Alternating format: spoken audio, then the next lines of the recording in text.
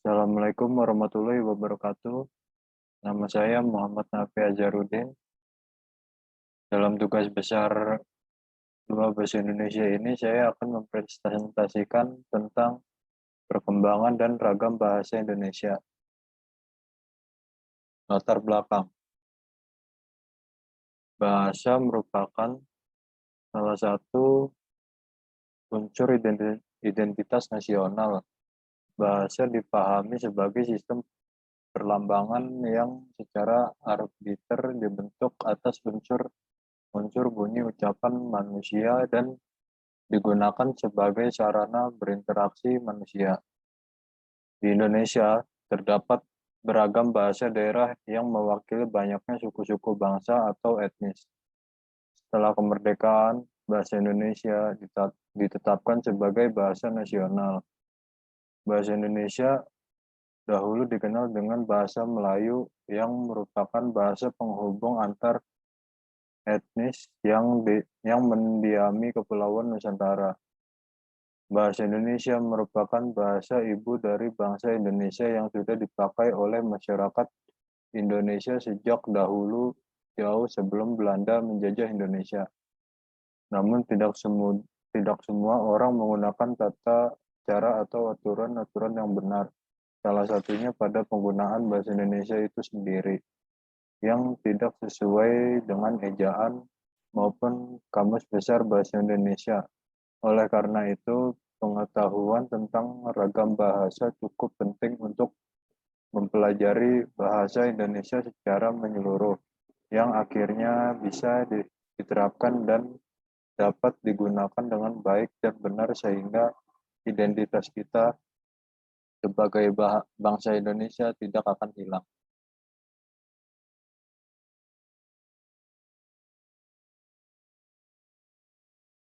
Pembahasan dalam bahasa Indonesia, di mana ragam bahasa yaitu variasi bahasa Indonesia yang digunakan berbeda-beda.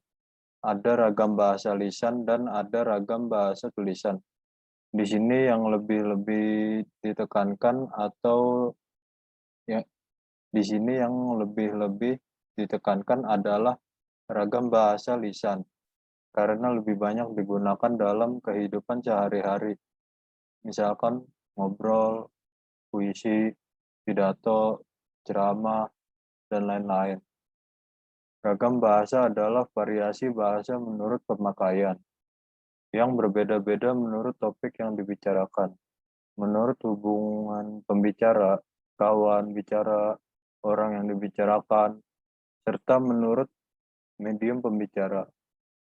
Sehubungan dengan pemakaian bahasa Indonesia, timbul dua masalah pokok, yaitu masalah penggunaan bahasa baku dan tak baku. Dalam situasi resmi, seperti di sekolah, di kantor, atau di dalam pertemuan resmi digunakan bahasa baku. Sebaliknya dalam situasi tidak resmi, seperti di rumah, di taman, di pasar, kita tak dituntut menggunakan bahasa tidak baku. Indonesia merupakan negara dengan keragaman suku, bangsa, dan budaya, terbentang dari Sabang sampai Merauke. Indonesia memiliki penduduk dengan berbagai macam budaya dan kebiasaan. Tentunya setiap suku bangsa memiliki ciri khas budaya masing-masing. Di antaranya dalam berkomunikasi sehari-hari, orang dengan suku yang berbeda dan berkomunikasi dengan cara yang berbeda. Setiap daerah memiliki dialeknya masing-masing. Banyak dialek yang dimiliki Indonesia menjadi ragam bahasa negeri ini semakin kaya. Apa itu dialek? Dialek merupakan varian dari sebuah bahasa menurut pemakaian bahasa itu sendiri. Dialek biasanya digolongkan berdasarkan geografi, namun bisa berdasarkan faktor lain, misalkan faktor sosial. Sebuah dialek dibedakan berdasarkan kosakata, tata bahasa, dan pengucapan, fonologi, termasuk prosodi. Jika pembedaan dialek hanya berdasarkan pengucapan, maka istilah yang tepat adalah akses, bukan dialek. Ciri utama sebuah dialek adalah perbedaan dalam kesatuan serta kesatuan dalam perbedaan. Dialek dalam perkembangannya menunjukkan kepada suatu bahasa daerah yang layaknya dipergunakan di dalam karya-karya sastra dan bahasa daerah. Di dalam perkembangannya, salah satu isi dialek bahasa daerah tersebut mulai diterima sebagai bahasa baku oleh berbagai daerah pemakai dialek-dialek karena adanya unsur subjektif maupun objektif. Beberapa faktor yang menentukan diterimanya suatu dialek bahasa daerah menjadi bahasa baku atau negara adalah faktor politik, kebudayaan, ekonomi, dan ilmiah. Sejarah tumbuh dan berkembangnya bahasa Indonesia tidak lepas dari bahasa Melayu, di mana bahasa Melayu sejak dulu telah digunakan sebagai bahasa perantara, lingua franca, atau bahasa pergaulan. Bahasa Melayu tidak hanya digunakan di Kepulauan Nusantara, tetapi juga digunakan hampir di seluruh Asia Tenggara. Hal ini diperkuat dengan ditemukannya prasasti-prasasti kuno di kerajaan di Indonesia yang ditulis dengan menggunakan bahasa Melayu. Bahasa Indonesia secara resmi diakui sebagai bahasa nasional pada saat Sumpah Pemuda tanggal 28 Oktober 1928. Secara sosiologis, kita bisa mengatakan bahwa bahasa Indonesia resmi diakui pada Sumpah Pemuda tanggal 28 Oktober 1928. Hal ini juga sesuai dengan butir ketiga Ikrar Sumpah Pemuda, yaitu kami putra dan putri Indonesia menjunjung bahasa persatuan bahasa Indonesia. Namun secara yuridis bahasa Indonesia diakui pada tanggal 18 Agustus 1945 setelah kemerdekaan Indonesia. Di dalam perkembangannya, salah satu dialek bahasa daerah tersebut mulai diterima sebagai bahasa baku oleh berbagai daerah pemakai dialek-dialek karena adanya unsur subjektif maupun objektif. Beberapa faktor yang menentukan diterimanya suatu dialek bahasa daerah menjadi bahasa baku atau negara adalah faktor politik, kebudayaan, ekonomi, dan ilmiah. Beberapa ragam bahasa yaitu: 1. Bahasa Indonesia berdasarkan media. Bahasa yang dihasilkan melalui alat ucap, organ of speech, dengan dinamakan ragam bahasa lisan. Sedangkan bahasa yang dihasilkan dengan memanfaatkan tulisan dengan huruf sebagai unsur dasarnya dinamakan ragam bahasa tulis. Ragam lisan. Bahasa yang dihasilkan melalui alat ucap, organ of speech, dengan fonem sebagai unsur dasar dinamakan ragam bahasa lisan. Ciri-ciri ragam bahasa lisan. A. Memerlukan kedua atau teman bicara. B. Tergantung situasi, kondisi, ruang, dan waktu. C. Tidak memperhatikan unsur gramatikal, hanya perlu intonasi serta bahasa tubuh. D. Berlangsung cepat. E. Sering dapat berlangsung tanpa alat bantu. F. Kesalahan dapat langsung dikoreksi. G. Dapat dibantu dengan gerak tubuh dan mimik wajah serta intonasi.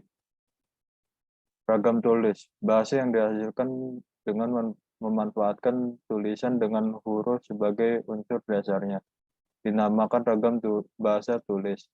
Dalam penggunaan ragam bahasa baku tulis, makna kalimat yang diungkapkannya tidak ditunjang oleh situasi pemakaian. Sedangkan ragam bahasa baku lisan, makna kalimat yang diungkapkannya ditunjang oleh situasi pemakaian sehingga kemungkinan besar terjadi pelepasan unsur kalimat. Oleh karena itu, dalam penggunaan ragam bahasa baku tulis diperlukan kecermatan dan kecepatan di dalam pemilihan kata. Penerapan kaidah ejaan, struktur bentuk kata dan struktur kalimat, serta kelengkapan unsur-unsur bahasa di dalam struktur kalimat. Ciri-ciri ragam tulis. 1. Tidak memerlukan orang kedua atau teman bicara. 2. Tidak tergantung kondisi, situasi, dan ruang serta waktu. 3. Harus memperhatikan unsur gramatikal. 4. Berlangsung lambat. 5. Selalu memakai alat bantu. 6. Kesalahan tidak dapat langsung dikoreksi. 7. Tidak dapat dibantu dengan gerak tubuh dan mimik muka, hanya terbantu dengan tanda. 2. Ragam bahasa Indonesia berdasarkan cara pandang penutur. Berdasarkan cara pandang penutur, ragam bahasa Indonesia terdiri dari beberapa ragam, diantaranya adalah ragam dialek. Contoh, gua udah baca itu buku. 2. Ragam terpelajar. Contoh, saya sudah membaca buku itu. 3. Ragam resmi. Contoh, saya sudah membaca buku itu. 4. Ragam tak resmi. Contoh, saya sudah baca buku itu. 3. Ragam bahasa Indonesia berdasarkan topik pembicaraan.